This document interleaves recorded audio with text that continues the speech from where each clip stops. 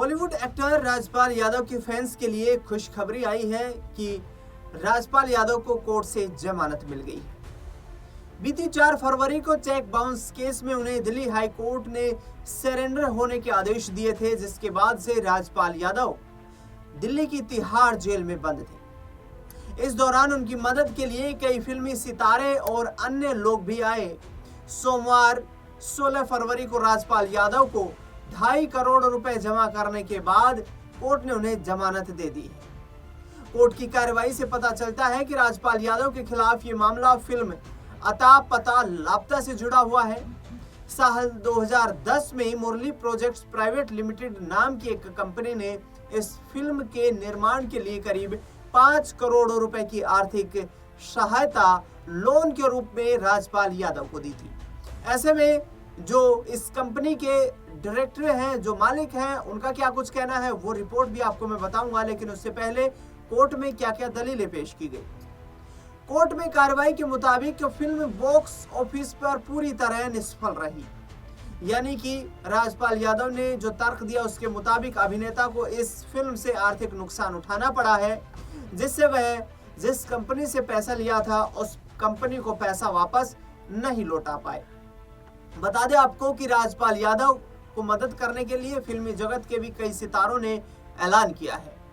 Live law की एक report के मुताबिक कोर्ट ने कहा, अदालत इस निष्कर्ष पर पहुंची है कि राजपाल यादव का आचरण निंदनीय था। बार बार आश्वासन दिए जाने के बाद और अदालत से रियायत मांगने के बाद भी वो समय पर पारित किए गए अदालती आदेशों का पालन नहीं कर पाए और जिसके चलते उन्हें जेल की सलाखों के पीछे जाना पड़ा।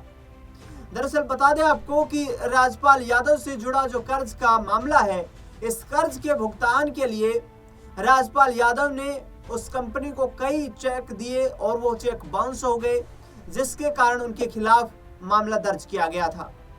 जिसके बाद 2018 में दिल्ली की निचली अदालत ने राजपाल यादव को दोषी ठहराते हुए 6 महीने की जेल की सजा भी सुनाई थी, लेकिन बाद में ये मामला दिल्ली हाई कोर्ट पहुंच गया, जहां से सजा पर रोक लगाई गई थी और कोर्ट ने कहा था कि वह शिकायतकर्ता कंपनी को बकाया राशि का भुगतान कर देंगे।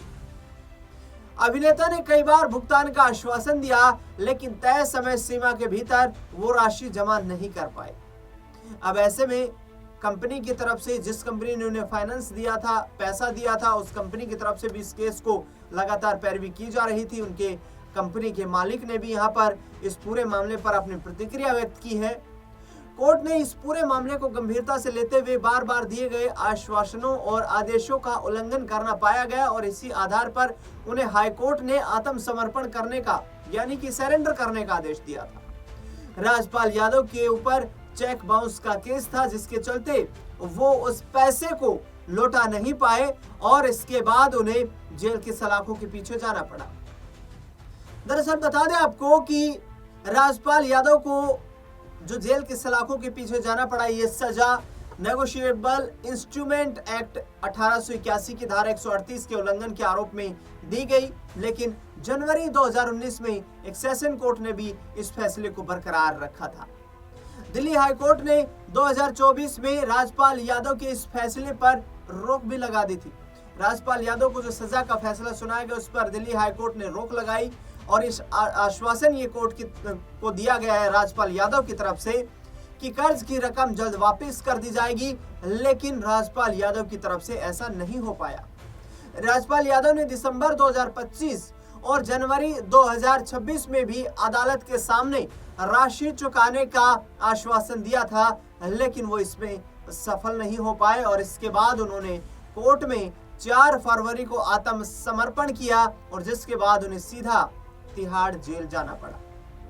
दरअसल इससे पहले भी राजपाल यादव जो है वो जेल की सलाखों के पीछे जा चुके हैं।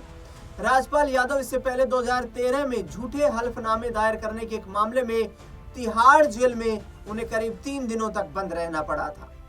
ऐसे में अब जो जिस कंपनी ने ये लड़ाई लड़ी है, लंबे वक्त से ये मामला चल रहा है राजपाल यादव के खिलाफ, और कौन है वो बिजनेसमैन जिन्होंने ये मुकदमा दर्ज करवाया, चलिए अब इस रिपोर्ट में आपको बताते हैं कि आखिरकार राजपाल यादव की जमानत को लेकर भी किस तरीके से उन्होंने अपनी प्रतिक्रिया व्यक्त की है।